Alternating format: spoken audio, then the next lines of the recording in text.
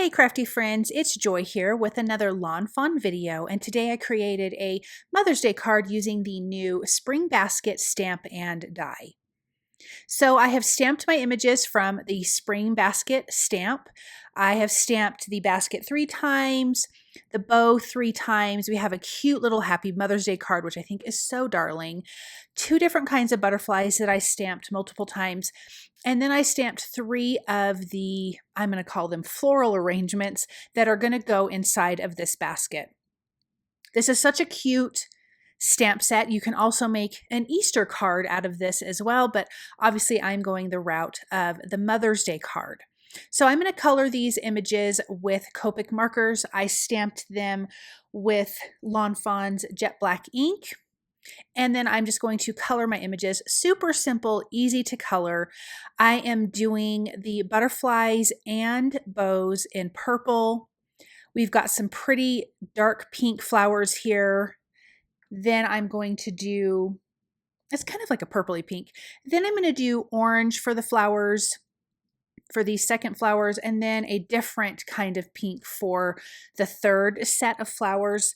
The baskets are all going to be the same. I'm going to do those in a light teal color just to kind of keep that cohesive since the flowers are all going to be a different color. And then of course bringing in a lot of purple. These images are on the smaller side, so they're super quick and easy to color. So I'm using about 2 colors. The basket I used 3. But the rest of the colors, I use 2 colors to blend, darker and a lighter one.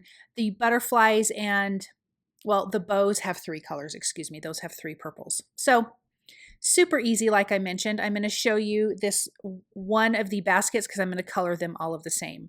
I am going to use the coordinating dies to die cut out all of my images, so I am going to have to die cut a few times because I have multiples of the same images. But it does go really, really fast. I am going to color the I love you sign there with a light teal.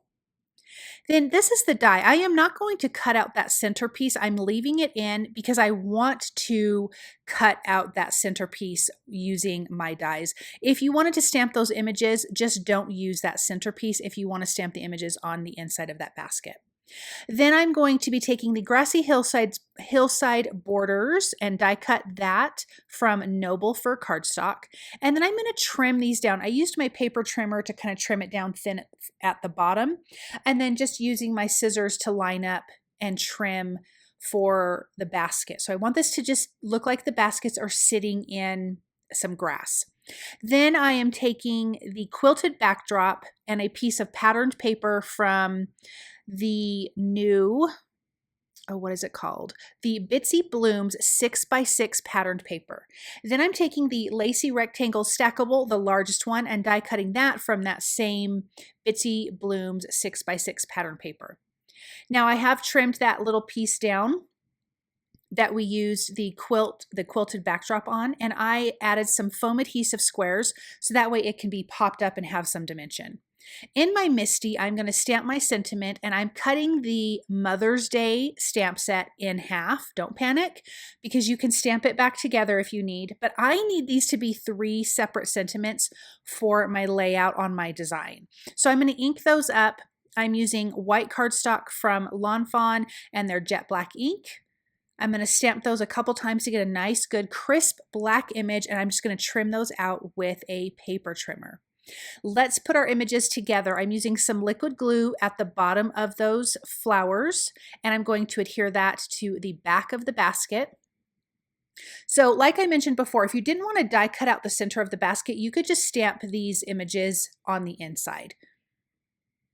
Then I'm going to adhere my little bits of grass because essentially we're creating little mini scenes here.